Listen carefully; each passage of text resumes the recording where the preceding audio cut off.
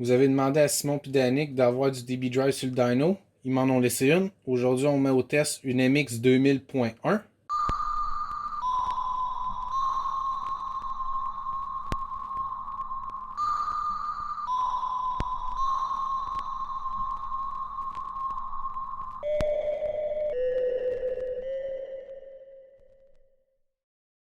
Moi, j'ai deux power supply de 80 A avec une OGM.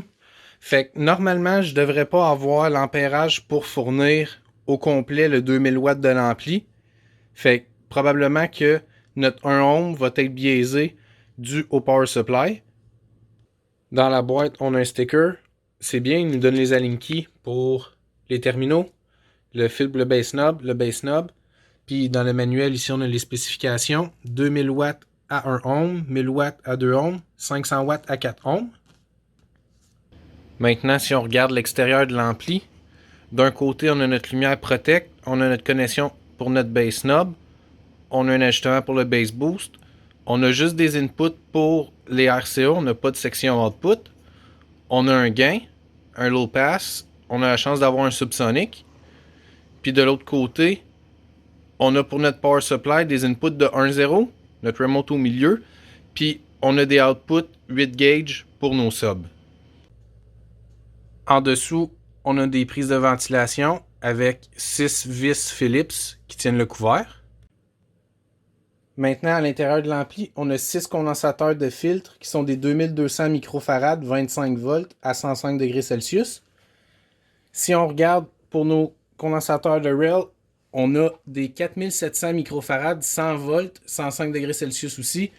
Le petit board surélevé, c'est ce qui drive notre power supply. Maintenant pour le idle current.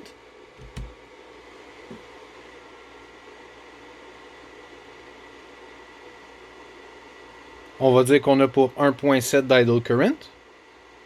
Comme vous avez pu voir quand j'ai montré l'extérieur de l'ampli ou l'intérieur, il n'y a pas de fuse soit intégré sur le board ou à l'extérieur. Fait que c'est super important qu'on vienne installer une fuse à 12 pouces ou moins avant votre positif, en plus de celui qui est en avant à votre batterie.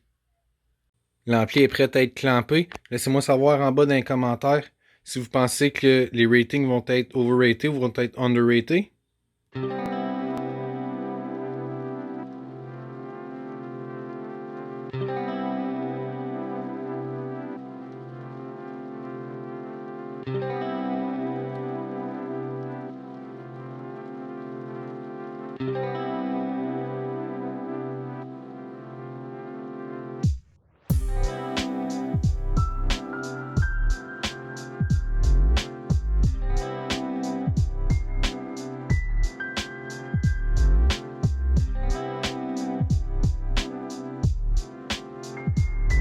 Excusez de vous couper ça.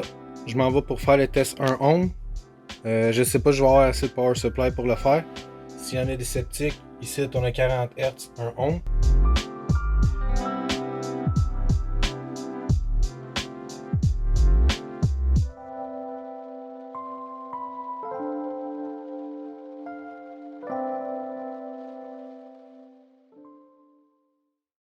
L'ampli est retourné dans sa boîte, est prête à aller dans une nouvelle maison. Celle-là va être vendue en tant que démo. Dans le fond, si vous la voulez neuve, le lien va être en bas.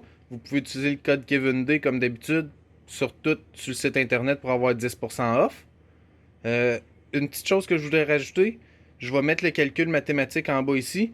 J'ai déjà vu du monde qui utilisait des power supply 12 volts pour clamper des amplis, puis qui faisait une règle de 3 pour avoir combien est-ce que l'ampli sortirait un voltage de 14.4 volts.